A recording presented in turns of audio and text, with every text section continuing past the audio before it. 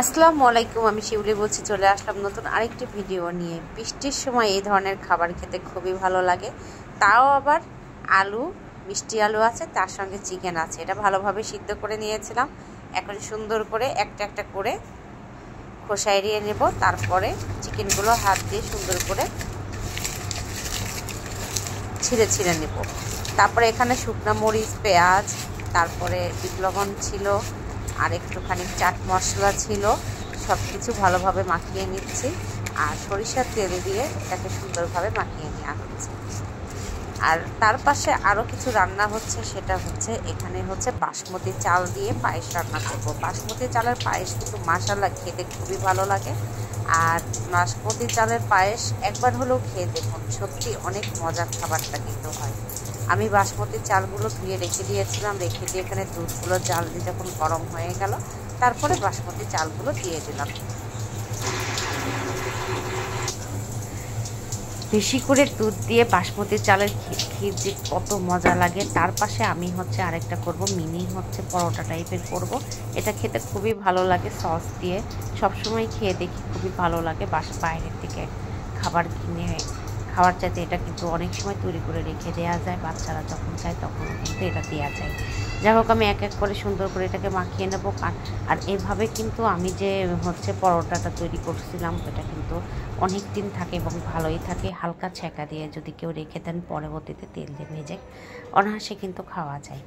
যাই হোক, এইদিকে এটা তো খামির মারা হয়ে গেল। এদিকে চালটা বাসমতি চালটা যে ক্ষীরটা রান্না করছিলাম সেটা হয়ে গেছে। এর মধ্যে একটু জাফরান দিয়ে দিয়েছিলাম, খুবই মজার, এত টেস্ট হয়েছিল যা বোঝাতে পারবো না। খুবই টেস্ট হয়েছিল। আর একটুখানি আমি ঘুটনি দিয়ে এটাকে ঘুটেও দিয়েছিলাম, এই জন্য সুন্দর একটা গাঢ় ভাব চলে আসতে খুবই ভালো লাগছিল। আর এটা করার পরে ওইদিকে আমি হচ্ছে আলুর আর চিকেনের যে ওইটা সুন্দর করে মাখিয়ে ওইদিকে রেখে দিয়েছিলাম। ময়দাটাও আমি করে ওইদিকে রেখে দিয়েছিলাম। সব কিছু রেখে দেওয়ার পর এদিকে চাল যে ক্ষীরটা হয়ে গিয়েছে, ওই ক্ষীরটা আমি নামিয়ে ফেলবো। আর সব কিছুই পারফেক্ট ছিল। আর ওইটা আমি যখন হচ্ছে বানিয়ে এক এক করে রেখে দিয়ে পরে হচ্ছে এখানে ডুবো তেলে ভাজছিলাম। চিকেনটা ভিতরে ছিল, আলুটাও ভিতরে ছিল। আমি ছোটো ছোটো করে রাখলাম। মানে মিনি পরোটা ভাবে বা পুরি বলেন, যেটাই বলেন, এইভাবে করলে কিন্তু বাচ্চারা খেতে খুবই পছন্দ করে।